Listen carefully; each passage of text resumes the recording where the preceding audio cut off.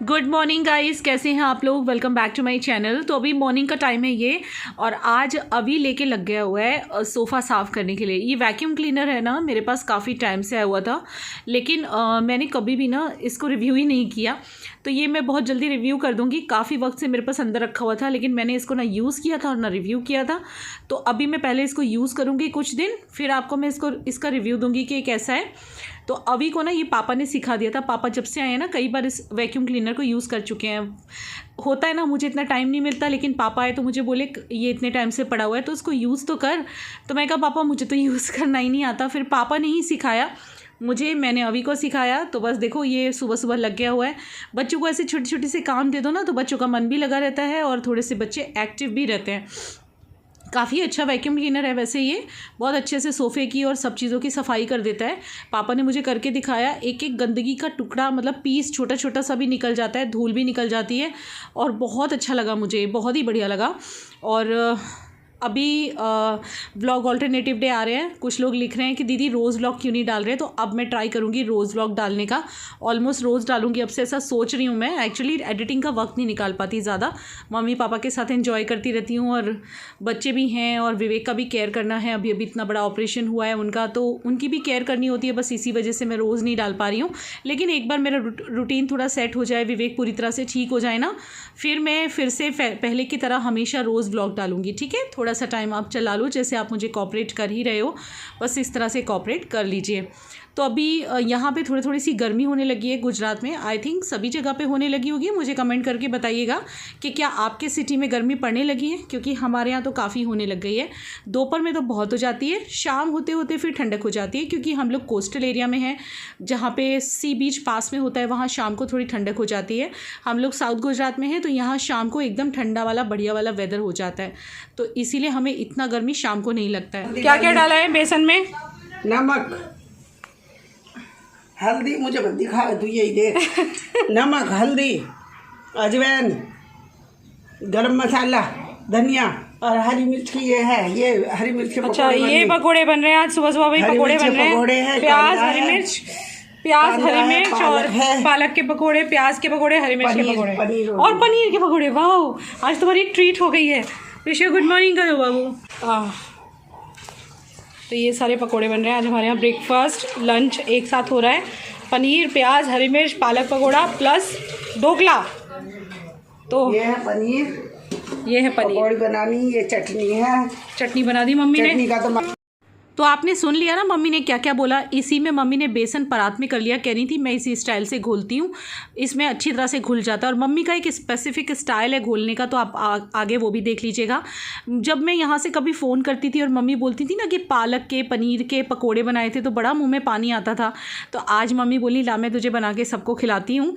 और भाभी जो हैं वो बैठ के सब कट करके दे रही हैं। भाभी को ही मैंने एक काम सौंप दिया हुआ है सब कटिंग वटिंग करने का, तो वो रोज़ सुबह में आके ना मम्मी को और मुझे सबसे पहले कटिंग करके देती हैं सब्जियों की। खाली बेसन का आटा है कि कोई और आटा भी है? नहीं, बस बेसन का। उसमें नमक, हल्दी, अजवाइन और नमक, हल्दी, अजवाइन और धनिया पाउडर, गरम मसाला, हाँ, जरा सा खाने का सोडा। और ये देखिए यहाँ पे सब कुछ कटा हुआ है। ये इस तरह से प्याज, आलू, हरी मिर्च, पनीर, सबके पकोड़े, पालक, बहुत मजा आने वाला है। दे दे या बेकिंग पाउडर। हाँ, जरा सा खाने का सोडा।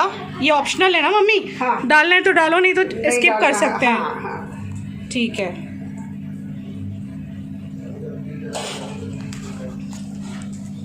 ये हो गए हमारे पकोड़े किए, बेसन तैयार हो रहे हैं।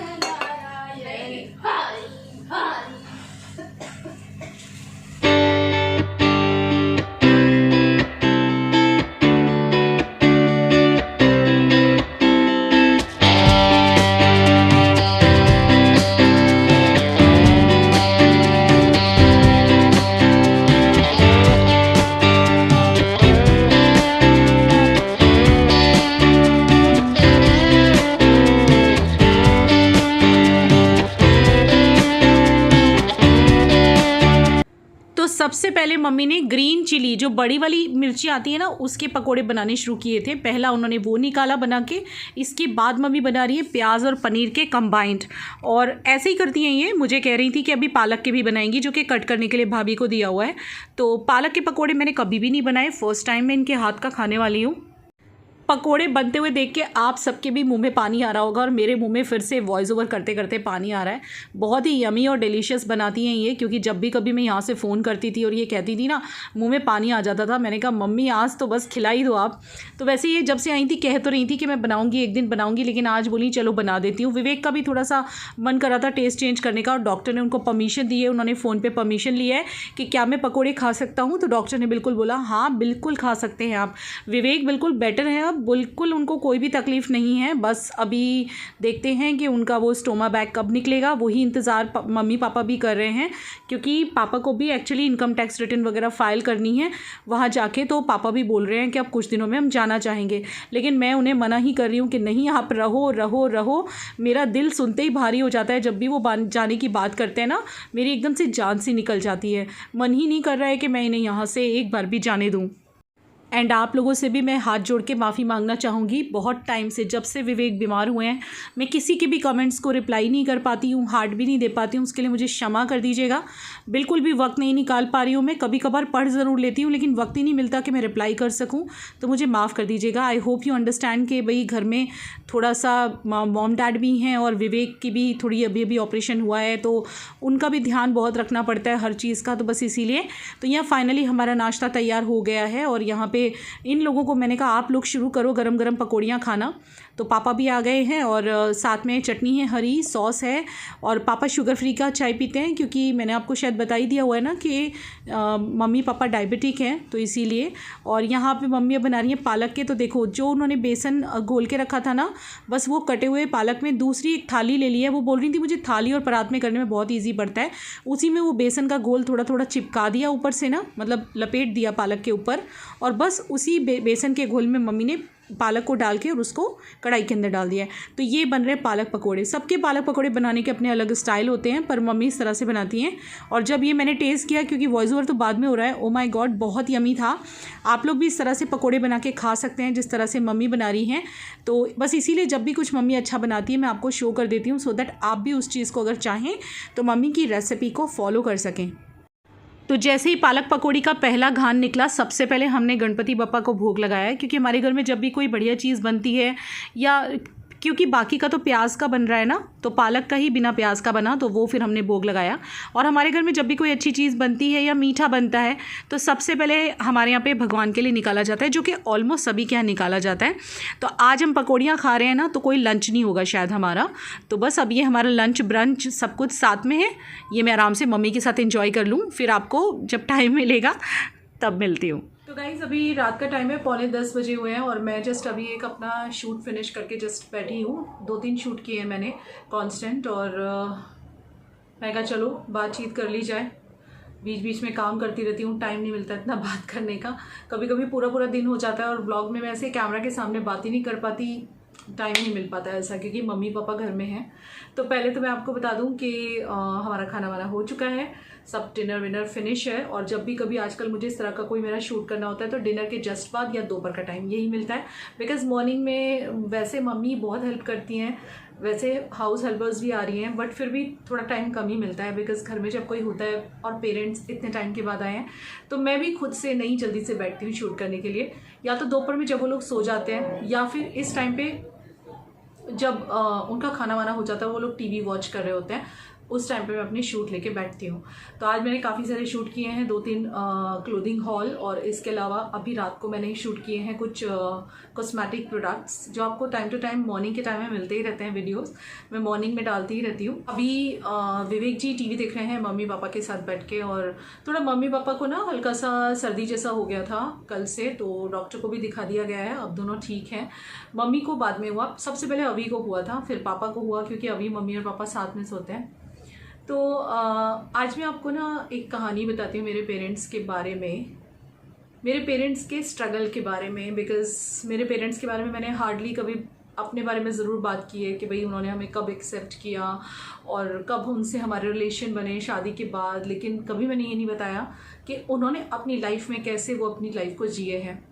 आज मैं आपको राज बताती हूँ कि क्यों मैं चाहती हूँ कि वो लोग यहाँ पे शिफ्ट हो जाएं, उसका कारण बताती हूँ। देखिए, जब एक माँ बाप अपने बच्चों को जन्म देते हैं ना, तब वो बच्चों को कभी अकेला नहीं छोड़ते। जब तक बच्चे खुद ही छोड़ के ना जाए, वहाँ तक माँ बाप कभी नहीं चाहते कि उनके बच्चे उनसे दूर जाएं।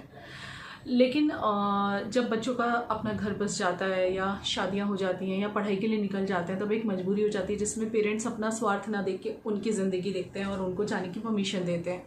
लेकिन दिल किसी भी पेरेंट्स का नहीं करता बच्चों से दूर रहने का। यहाँ पे मैं अपने माँ बाप और मेरी सास दोनों को सिमिलर रख के बात कर रही हूँ, ना ही मेरे मायके वालों की साइड ले रही हूँ, ना मेरे ससुराल वालों की। यहाँ मेरे घर में जो सिचुएशन है, सबके घर की अपनी सिचुएशन होती है, पर मेरे घर की सिचुएशन जो है मैं आपको वही बता सकती हूँ। सबके घर की अलग अलग सिचुएशन होती है।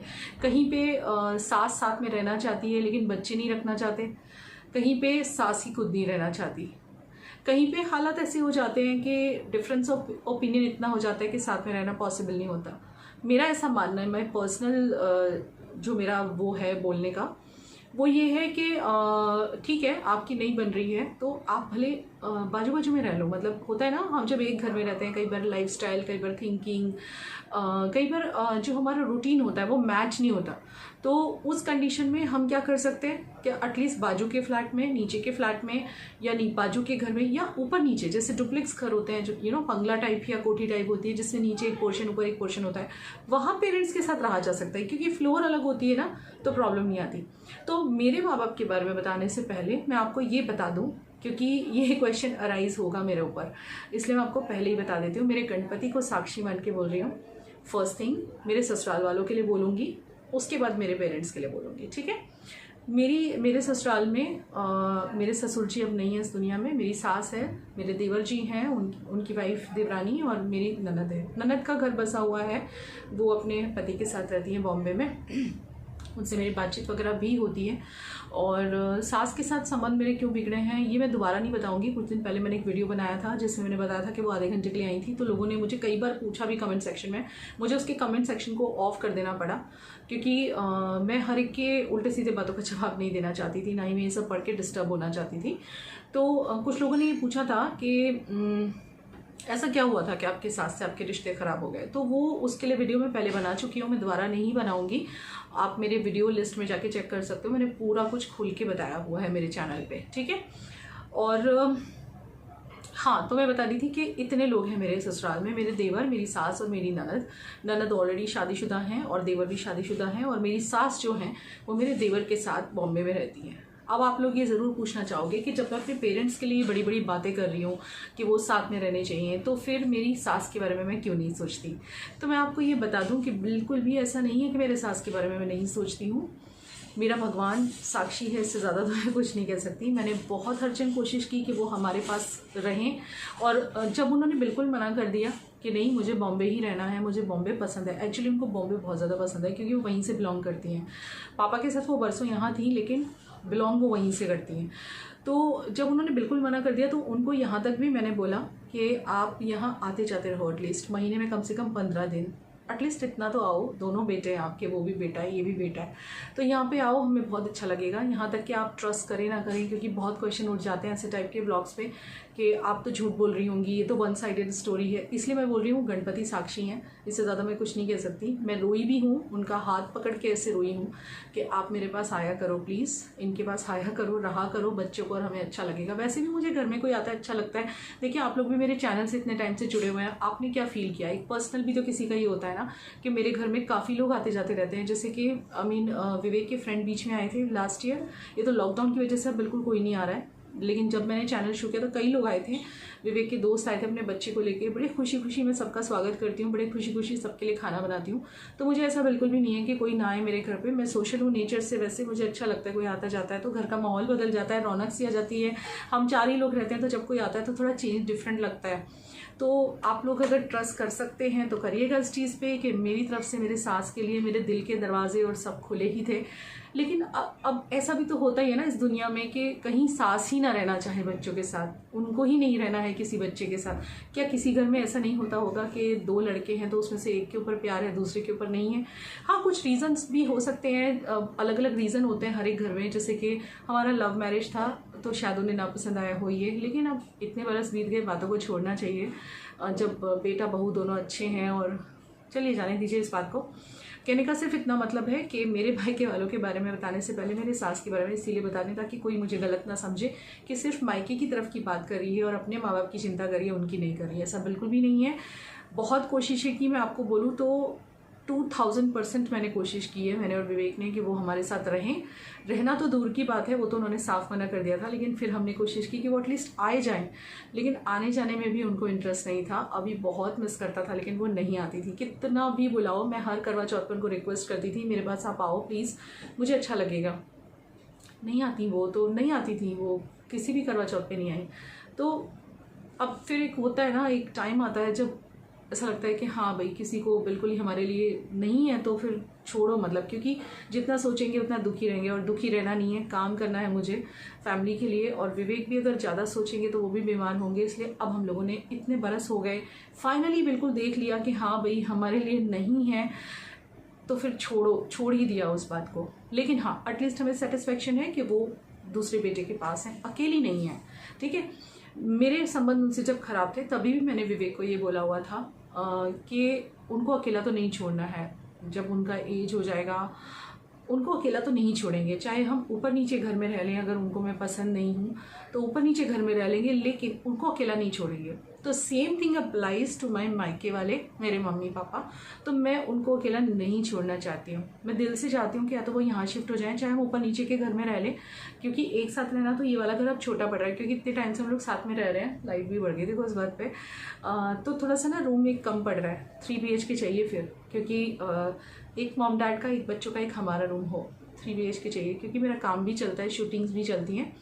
तो मैं दिल से चाहती हूँ। तो मेरा ऐसा मानना है कि जब वो लोग बच्चों को तब साथ में रखने से नहीं कंटालते और दिल से बच्चों की सेवा करते हैं, उन्हें बड़ा करते हैं, तो जब उन्हें ज़रूरत है कि उनके पास कोई होना चाहिए, तब वो अकेले क्यों रहें? क्या ये दिन देखने के लिए माँ बाप बच्चों को बड़ा करते हैं? तो बस इसी फीलिंग के साथ में मैं दिल से चाहती हूँ कि वो लोग यहाँ पे आ जाएं। मैं बहुत समझा रही हूँ पापा को। मैंने यहाँ तक भी बोला पापा को कि क्योंकि पापा के 4 बच्चे हैं, हम 4 भाई बहन हैं, मैं सबसे छोटी हूँ। तो मैंने ये भी बोला डैडी को कि अगर मैं नहीं, आपको ऐसा नहीं है कि मेरे पास ही रहना है, ऐसा कुछ नहीं है। अगर मेरे पास नहीं रहना है, जिस भी बच्चे के पास रहने का आपका मन है, जहाँ भी आप कंफर्टेबल फील कर रहे हो, जहाँ भी आपको ऐसा लग रहा है कि वो बच्चा आपकी बहुत केयर कर रहा है, क्योंकि इस एज में आपको केयर की ज़रूरत है, तो आप वहीं पे रह लो। ऐसा कुछ नहीं है कि आपको मेरे पास ही रहना है। जिसके साथ भी लाइट ऑफ हो रही है, ऑन हो रही है, क्या हो रहा है पता नहीं। तो जिसके साथ भी आप रहना चाहो उसके साथ रह सकते हो, लेकिन अकेले मत रहो। उस चीज़ का मुझे तकलीफ होता है, क्योंकि क्या हुआ, इनको हल्का सा जुकाम हुआ, जैसे मैंने आपको बताया, और दोनों को जुकाम से ही वीकनेस आ गई। आई थिंक ये एज फैक्टर है। मैंने मम्मी को बोला भी कि जुकाम से कैसे वीकनेस आ गई। इतनी वीकनेस आ गई कि वो दोनों पूरा दिन लेटे रहे थे। तो थोड़ा सा मुझे टेंशन हुआ कि यार आप लोग अकेले कैसे रहोगे, मतलब ये एज अकेले रहने वाली नहीं है। इस एज में माँ बाप को अकेले नहीं छोड़ना चाहिए। कोई ना कोई बच्चा ज़रूर आसपास होना चाहिए, इतना पास कि या तो एक ही घर में, या ऊपर नीचे के घर में, या बिल्कुल बाजू के घर में, लाइक यू नो जैसे बाजू वाला बराबर का घर होता है ना, कि हमारा घर और एक फ्लैट और उसके बाजू वाला फ्लैट, उतना तो होना ही चाहिए, सो दैट माँ बाप को ज़रूरत पड़े तो बच्चे काम आ सकें। मेरा ऐसा पर्सनली मानना है। तो यही मैं आपको बता रही थी। इसी चीज़ से वो फीलिंग आई मुझे कि मैं आपको बताऊं कि इन्होंने कितना स्ट्रगल किया है, और आज जब इन्हें ज़रूरत है कि कोई बच्चा इनके पास रहे तो कोई इनके पास नहीं है। जैसे कि मुझे आज भी याद है, पापा जो हैं मेरे, वो इलेक्ट्रिसिटी डिपार्टमेंट से रिटायर्ड हैं, और ये एक जूनियर इंजीनियर हुआ करते थे। इन्होंने डिप्लोमा किया था, डिग्री नहीं किया था। तो एज अ जूनियर इंजीनियर इन्होंने अपनी जॉब शुरू की थी, और अब इनको अच्छी खासी पेंशन मिलती है। बट जब हम छोटे छोटे थे तब इन्होंने बहुत स्ट्रगल किया है, और इनके पास 2 रास्ते थे। एक रास्ता था ब्लैक मनी बनाने का, एक था ऑनेस्टी का, बट इन्होंने चुना ऑनेस्टी का रास्ता। इस चीज़ का मुझे बहुत प्राउड है इन पे। इन्होंने कभी भी ब्लैक की कमाई नहीं घर पे लाई है। मुझे मेरा बचपन याद है, बहुत तकलीफ़ों में हमने टाइम निकाला है। 4 भाई बहन हम, और मेरे जो तीनों भाई बहन हैं वो हायर स्टडीज़ के लिए बाहर गए थे। इंजीनियरिंग की हुई है मेरे भाई ने, बहन ने, और दूसरी एक सिस्टर थी वो भी बाहर रह के पढ़ी थी। मैं ही खाली मम्मी पापा के पास रही थी शादी तक।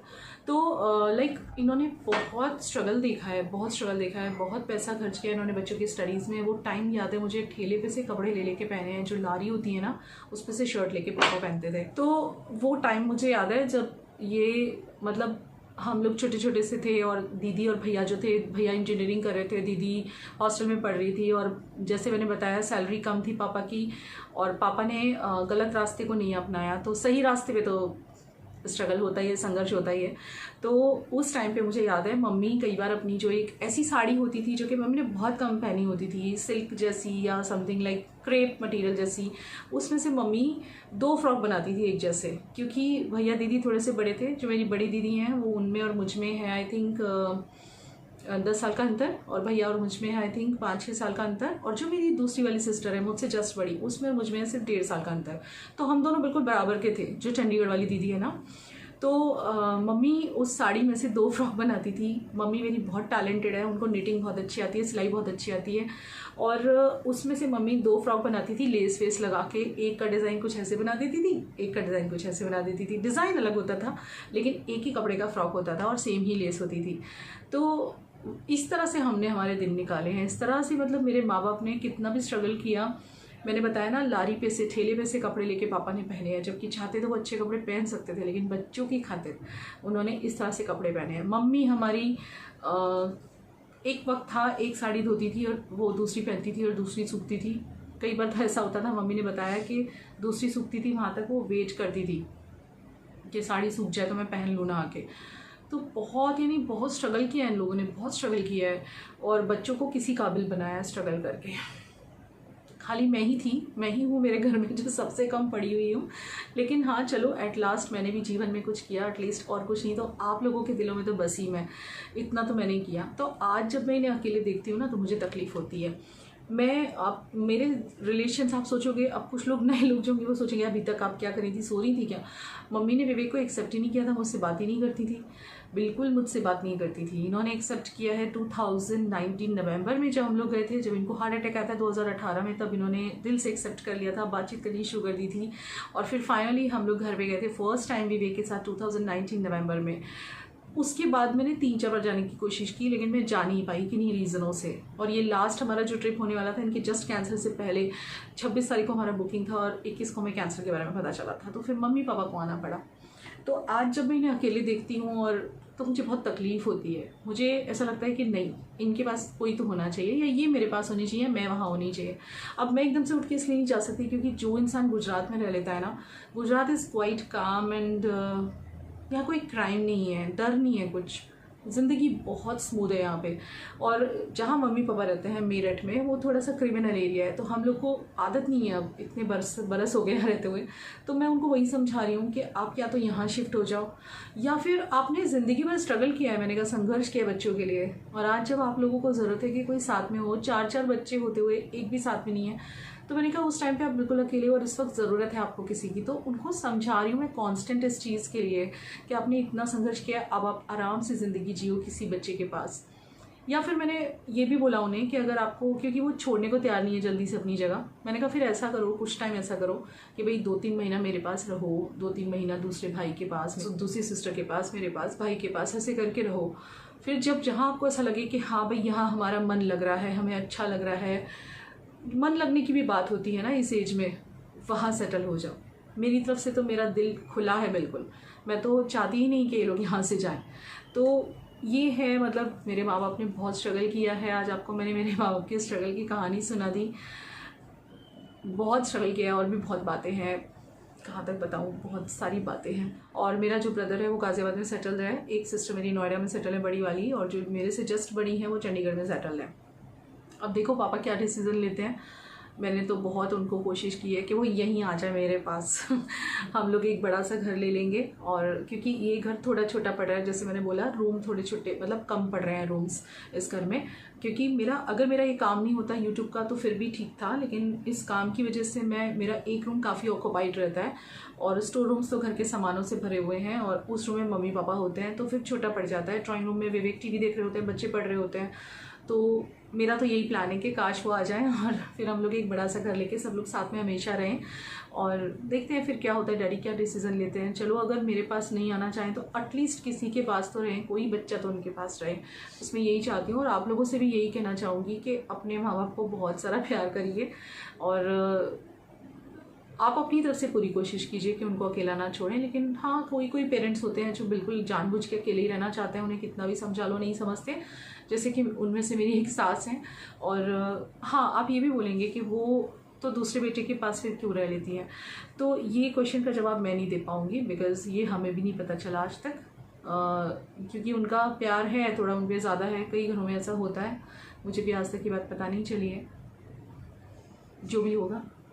तो चलिए मैं यहाँ ये बातचीत एंड करती हूँ, बहुत लंबी बातचीत हो गई।